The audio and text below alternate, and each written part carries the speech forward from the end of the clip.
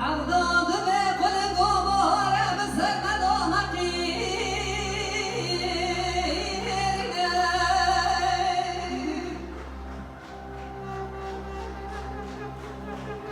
دبه پروز که قلنگه مشکستینه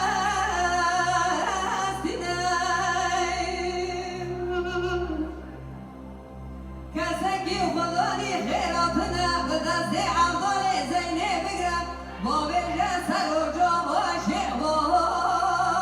ادینه